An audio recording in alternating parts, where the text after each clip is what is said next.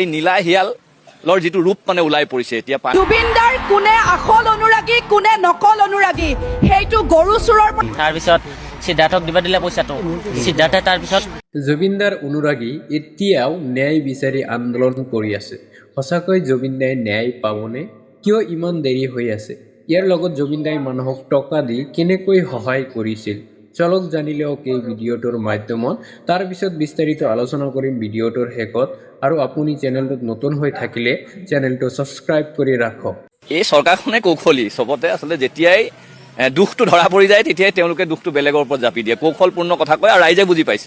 বেছি যে কৌশল কৰিলে অতি লোভী গলাই ফাঁচি বুলি এটা অসমীয়াত মানে শব্দ আছে, বাক্য আপ্ত বাক্য আছে, সেইকাৰণে অতি লোভ কৰিছে আৰু অতি টেঙৰ দেখুৱাইছে। এই নীলা হিয়ালৰ যিটো ৰূপ মানে ওলাই পৰিছে এতিয়া পানী ঢালি দিছে অসমৰ ৰাইজে জুবিন গাৰ্গৰ মৃত্যুৰ পাছত, আৰু এতিয়া নীলা হিয়ালৰ স্বৰূপ ওলাই পৰিছে। সেইকাৰণে যি ক'লেও মানুহে তেওঁলোকক আৰু যিমান প্ৰলোভন দিলেও যেনেকুৱা ধৰণৰ কথা ক'লেও এনেকুৱা ধৰণৰ এই ইফালে সিফালে তালি মৰা কথাত মানুহে বিশ্বাস নকৰে। চূড়ান্ত মিথ্যাচাৰ মাতিছে অশোক সিংগালে। নন কেডেষ্ট্ৰিয়েল আৰু ট্ৰাইবেল বেল্টত মাতি লোৱাটো সঁচা কথা, তেওঁ এতিয়া পদত্যাগ কৰিব লাগে আৰু তাক ৰক্ষণাবেক্ষণ দিবলৈ কাৰণে হিমন্ত বিশ্ব শৰ্মাই তেওঁৰ মাটি নাই বা দেখা নাই বুলি কৈছে। হিমন্ত বিশ্ব শৰ্মাই আনৰ পাকঘৰৰ কথা জানে, আনৰ ঘৰৰ আনৰ বাৰীৰ কথা পাতে, কিন্তু অশোক সিংগালৰ যে জুবিন ক্ষেত্ৰৰ কাষতে বেআইনীভাৱে শ্ৰেণী সলনি কৰি যে মাটি শ বিঘা মাটি দখল কৰি থৈছে সেই কথাটো তেওঁ নাজানে। কি মুছলমান হওক বা বাংলাদেশী হওক, কি অসমীয়াক কি ইমান তাবলা ভাবিছে নেকি? আজি বজাইছে নচুৱাইছে, কাইলৈ আকৌ বজাব, সিহঁতি চৰি ক'ব আমি এৰি দিম, এইটো কেতিয়াও হ'ব নোৱাৰে। আমি তাৰ প্ৰত্যুত্তৰ দিম, মানে 100% দিম। এইখন চৰকাৰৰ যিজন মুৰব্বী, তেওঁৰ লগত শ্যামকানু মহন্তৰ কোম্পানীৰ যিটো সম্পৰ্ক, আত্মিক সম্পৰ্ক, যিটো ব্যৱসায়িক সম্পৰ্ক, তেওঁৰ পৰিয়ালৰ লগত যিটো সম্পৰ্ক, এই পৰিয়ালৰ লগত সম্পৰ্কৰ কাৰণে তেওঁ বাৰে বাৰে এই মানুহজনক কেনেকে বচাব পৰা যায় তাৰ কাৰণে নতুন নতুন গল্প উলিয়াই আছে। বিষয়টো যিহেতু জুবিন গাৰ্গটো কাকো এৰি দিয়া নহ'ব, কাকো এৰি দিয়া নহয়। বিষয়টো কিন্তু জুবিন গাৰ্গ লাগিবই। জুবিনৰ গান শুনি ডাঙৰ হৈছে এতিয়ালৈ। মই কেনেকে আজি ইমান দিন পাৰ কৰিছে মই নিজে জানো। মই কেতিয়া সময় নকওঁ, যদি গোটেই অসমৰ মানে সময় কৰিব পাৰিম। মই বাবুৱে কৈছো, মই মৰিগাঁও বাবুৱে কৈছো, কেতিয়া সময় নকওঁ মই জুবিন দাক মৰাক লৈ মই যিকেইজন মানুহে মাৰিছিল তেখেতক ঠেলি আনি মাৰিম।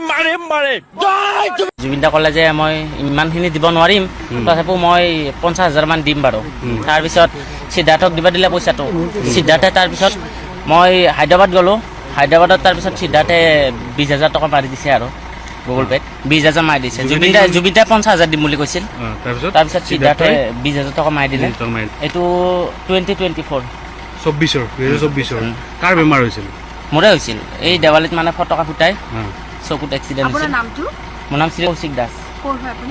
মই বাহেটা চাৰিআলি মান্দাকাটা গৈছিলোঁ জুবিনদাৰ ওচৰত। জুবিন দা কৈছে কি তোমাৰ কি হৈছে? মই ক'লোঁ মোৰ এই চকুত এক্সিডেণ্ট হৈছে।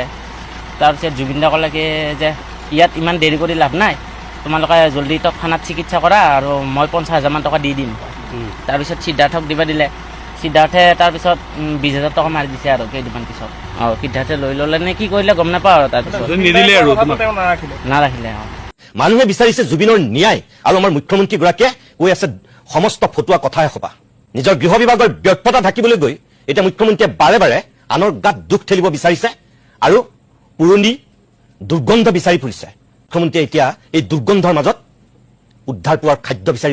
জুবিন গাৰ্গৰ ন্যায় বিচাৰিলে হিমন্ত বিশ্ব শৰ্মা ডাঙৰীয়া কিয় খং উঠে? আৰু জুবিন গাৰ্গৰ ন্যায় দিয়াৰ কাৰণে তাত মিয়া মুছলমানেও ক'ব পাৰে, অসমীয়াও ক'ব পাৰে, কি বুলি কয় বড়ো ৰাইজেও ক'ব পাৰে, কাৰ্বি ৰাইজেও ক'ব পাৰে, যিমান জাতি জনগোষ্ঠী আছে চবেই ক'ব পাৰে। জুবিন গাৰ্গ সকলোৰে হয়, চৰকাৰৰ সম্পত্তি নহয়। জুবিন গাৰ্গ ৰাইজৰ সম্পত্তি, গতিকে ৰাইজে দাবী তুলিব পাৰে। তাত আপুনি হিন্দু, মুছলমান, মিয়া, বড়ো, কাৰ্বি এই সকলোবোৰ কিয় আনিছে?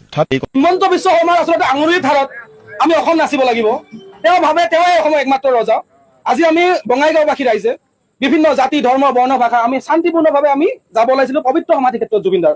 আমি আমাৰ ভগৱানক বিচাৰি যাব ওলাইছিলো, আমি আমাৰ ভগৱানক গৈ আমি লগ কৰিব বিচাৰিছিলো, আমি আমাৰ ভগৱানক গৈ আমি পূজা কৰিব বিচাৰিছিলো। কিন্তু এতিয়া হিমন্ত বিশ্ব শৰ্মাৰ ইচ্ছা কৰিলেহে আমি আচলতে আমাৰ জুবিনদাক আমি লগ কৰিব পাৰিম। তেওঁ যদি ইচ্ছা কৰে আমি লগ কৰিব নোৱাৰিম। আমি আচলতে পবিত্ৰ অন্তৰেৰে খুব শান্তি শৃংখলাবদ্ধভাৱে আমি আমাৰ জুবিনদাক লগ কৰিবলৈ যাব খুজিছিলো, কিন্তু হিমন্ত বিশ্ব শৰ্মাই আমাক বাধা দিলে, তাৰ প্ৰশাসনে। জুবিনদাৰ কোনে আসল অনুৰাগী কোনে নকল অনুৰাগী সেইটো গৰু চুৰৰ পৰা চাৰ্টিফিকেট লৈ জানিব লাগিব নেকি ৰাইজ? যদি জুবিনদাৰ ন্যায় বিচাৰে, গৰু চুৰ দলৰ বিজেপি পুলিচ আহে, টানে মাৰে, চালান দিয়ে, কিন্তু ৰাইজে বোকা নহয়। জুবিনদা, আপোনাৰ নামত ৰাজনীতি কৰাটো লজ্জাজনক। জুবিন অসমীয়া জাতিৰ প্ৰতীক, কোনো দলৰ মাজত সীমিত নহয়। এইখন অসম নেতাৰ নহয়, শিল্পীৰ অসমৰ মানুহে ন্যায় বিচাৰে, নাটক নহয়। এইবাৰ ৰাইজৰ কণ্ঠেৰে বজ্ৰধ্বনি উঠিব। আজি একমাহ বেছি হৈছে, আমি সদায় ৰাতিপুৱা আহোঁ, গধূলি যাওঁ। আমাৰ গুমুৰীয়া অঞ্চলৰ ল'ৰা ছোৱালীবিলাক গোটাই, মহিলাবিলাক আমি গোটাই লগ লাগি কাম কৰোঁ। ইয়াত কোনো ভেদভাৱ নাই আমাৰ। কোনোবাই লেতেৰা কৰি গৈছে যিটো আমি কাকো একো নকওঁ, কিন্তু আমি ৰাতিপুৱা গধূলি চাফ চিকুণত থাকি যাওঁ। আৰু জুবিন দাক ভাল পাওঁ আমি, কিয় কি আমাৰ ল'ৰা হয়, ভাৰতৰ ল'ৰা হয় তেখেতে, হয়নে নহয়? সেইকাৰণে আমি খুব ভাল পাওঁ। এনেকৈ পৰিষ্কাৰ হ'ব লাগিব। আৰু আনবিলাকো মই কওঁ যে মোৰ পৰা যে আহিলে মানে চাফ চিকুণ কৰি যাব লাগিব, সিহঁতে বুজিব লাগিব। আমি যেনেকৈ কৰোঁ সিহঁতে অলপ সহায় কৰিব লাগিব আমাকো। কিন্তু আমাৰ গুমুৰীয়া অঞ্চল একদম আমাৰ ল'ৰা আৰু মহিলাবোৰ একদম চিধা চাধা, আমি কাৰো হিংসা ভাৱ নাই আমাৰ। সেয়ে লাগিব আমাক, আৰু চাফ চিকুণ লাগিব, আৰু সদায় এনেকৈ পৰিষ্কাৰ হৈ থাকিব লাগিব ইয়াত। কিন্তু হাই কাইজাৰ সৃষ্টি হ'ব নালাগে।